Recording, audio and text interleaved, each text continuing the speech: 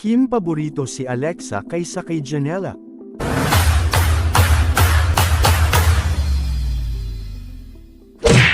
Pinag-uusapan ng mga Marisol ang latest guesting ni Alexa Ilacad sa It's Showtime. Ito ang ikalawang pagkakataon na humiling si Kim Chiu ng pasampol na kanta sa kanilang guest. Kung nabigo siya kay Janela, game namang nagpaunlak ito sa request ni Kim. Puri naman ni Kim at ng iba pang host si Alexa sa kanyang naging rendition ng song. Say nila, para raw pang Disney ang kanta ng ka-love team ni KD Estrada. Dahil din sa ipinakita niyang kahandaan.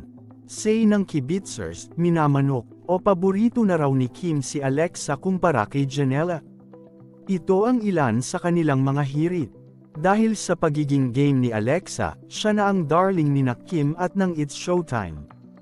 Di ba si Janela ang tinaguriang Disney Princess? Pwes, niligwak na siya ni Alexa. Ang fresh ni Alexa, hindi siya mukhang ngarag at pagod. Hello, Alexa.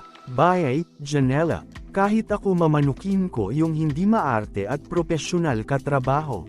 Kahit pagod o puyat, the show must go on. Hindi mo kailangang iparamdam ito sa fans at viewers mo. Kaya nga love na ni Kim si Alexa.